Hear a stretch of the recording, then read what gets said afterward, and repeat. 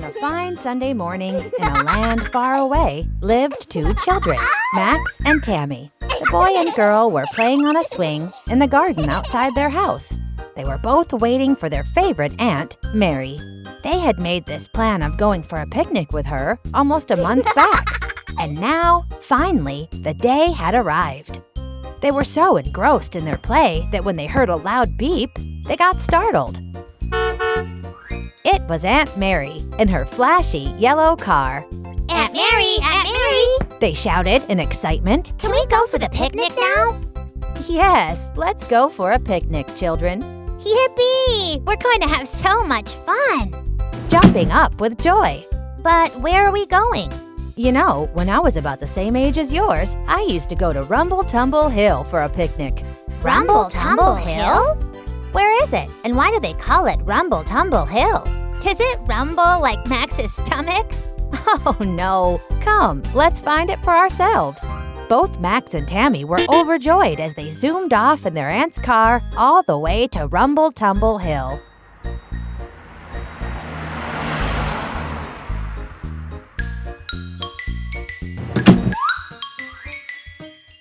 They soon reached the foot of the hill. Then they climbed up the lush green hill until they reached the top. There were bushes everywhere. Aunt Mary walked to a clearing. Look here, children, a perfect spot for keeping our goodies. Spotting a place where there was a bench. Goodies? Oh no, we forgot to carry the picnic goodies. Don't you worry, children. Here it is. Ta-da! Showing the backpack as if by magic. She carried the backpack all the way to the top of the hill. Oh, Aunt, you think of everything. Aunt Mary opened the backpack and gave the children sandwiches. Hey, this is our favorite sandwich. Not just that, I have a surprise for you guys as well. Both the children looked on curiously as Aunt Mary took out a huge, dark chocolate cake from her bag. This is the biggest chocolate cake I have ever seen. Aunt Mary was very happy that they liked the goodies. Great! Now all we need is a cup of hot tea, she said, digging into her bag for a matchbox. Where could the matchbox have gone? I'm sure I put it in my bag. Max and Tammy tried being helpful. Don't worry, Aunt Mary. We know how to light a fire. We just need a few sticks. The children gathered a few sticks on the ground. Max rubbed the sticks against each other. He blew so hard that it made Tammy cough. Then, suddenly, the sticks shook. Tammy, did you see that? The sticks, they shook. Of course, they will shake if you blow so hard. Then, the ground below their feet shook. Tammy, did you hear that rumble? And it's surely not my stomach.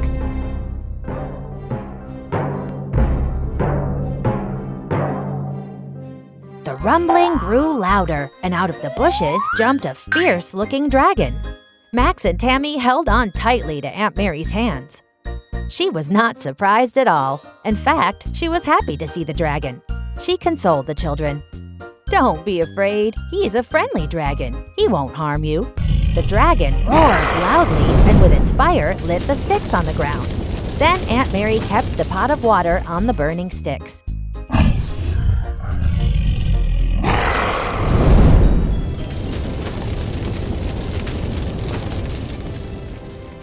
The dragon purred as he drank tea with them.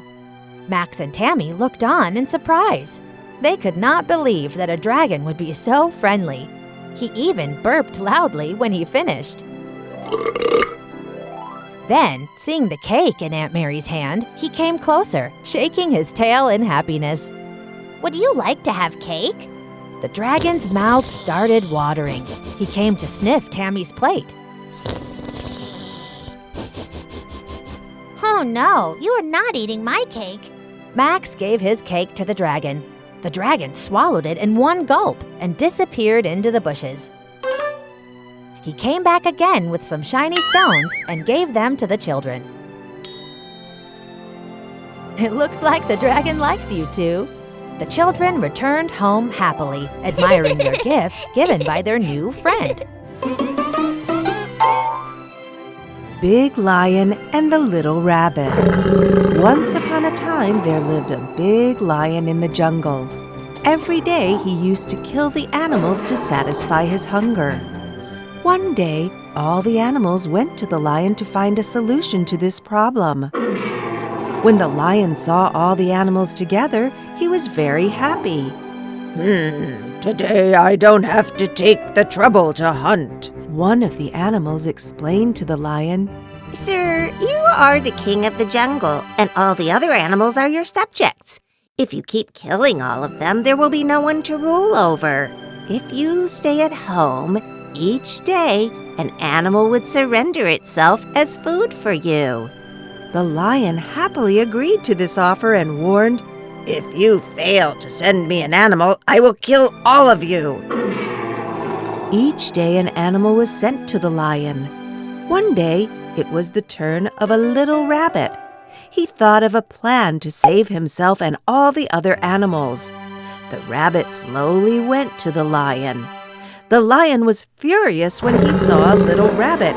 He roared, Such a small animal for my food. I will kill all of them at once.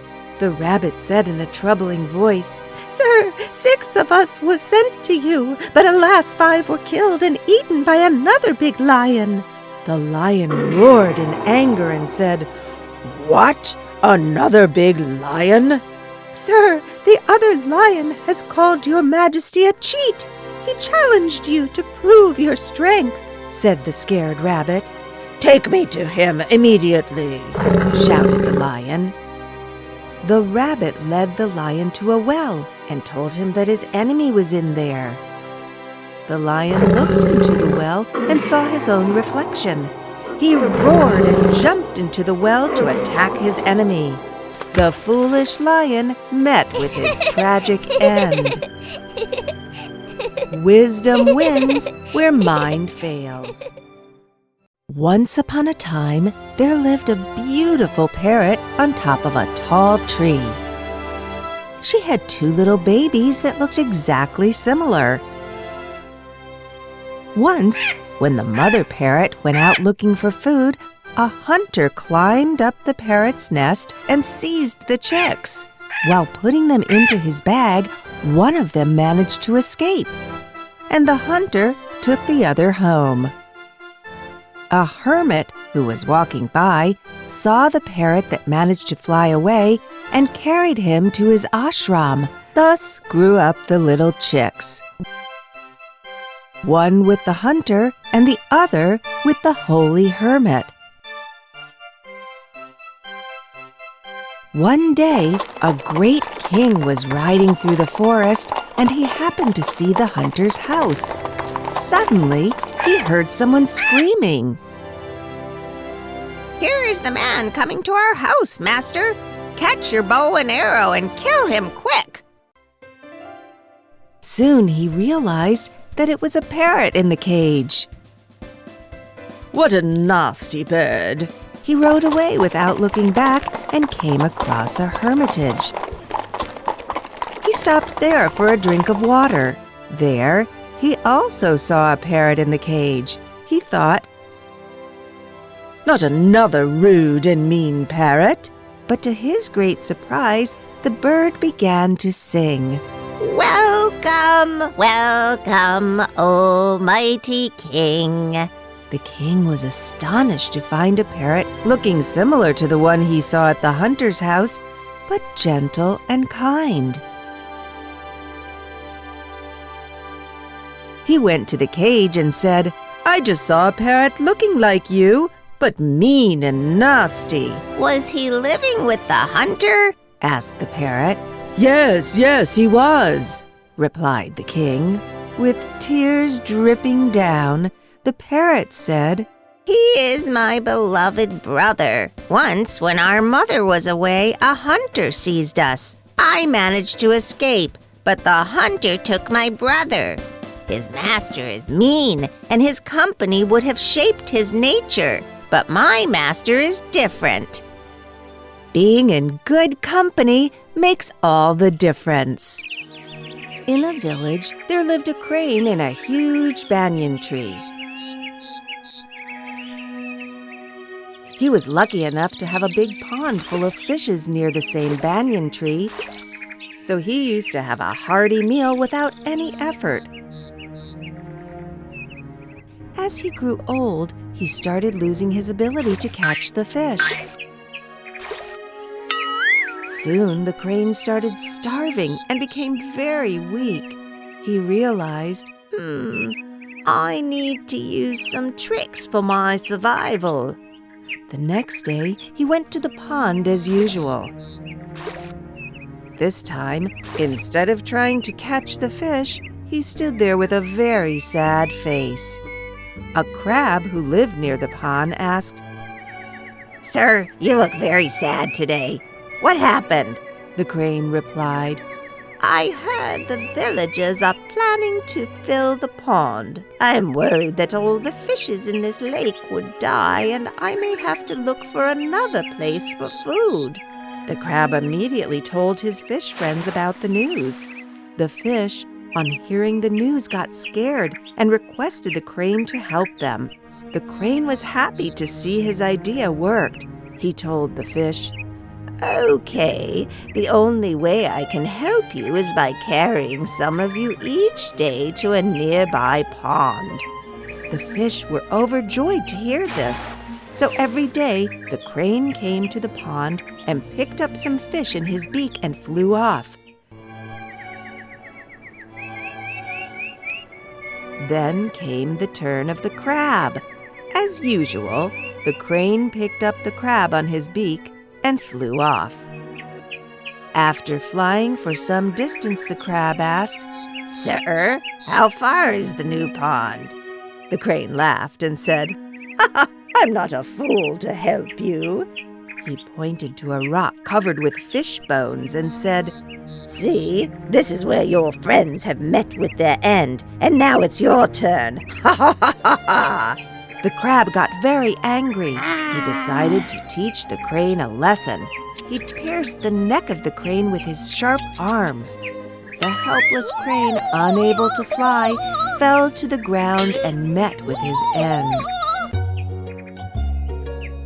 The crab returned to the pond. He told the other fish about how the crane cheated them and told them how he managed to kill the wicked crane.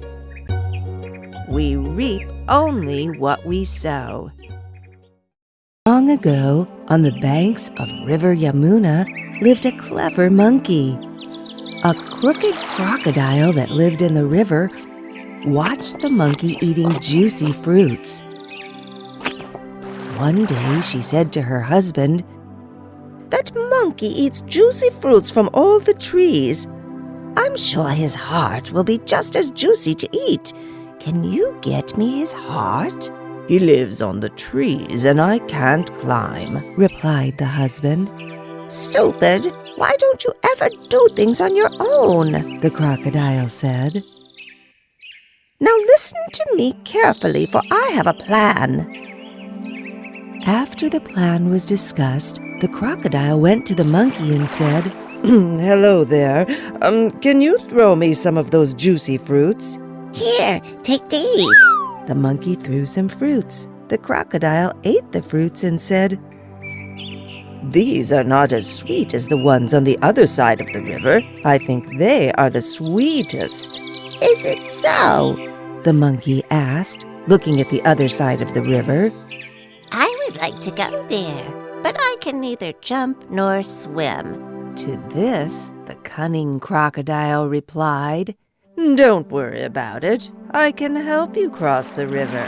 Hop on to my back. The monkey was all excited and jumped onto the crocodile's back.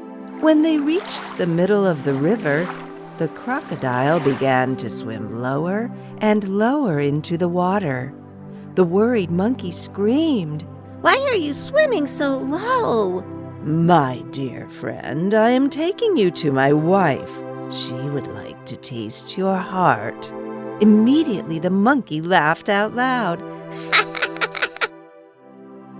have left my heart back home on the tree. If you had told me earlier, I would have gladly given it to you." The crocodile was confused and agreed to take the monkey back to the tree. As soon as the crocodile came close to the bank, the monkey jumped off the crocodile's back and ran up the tree to safety. Presence of mind pays well.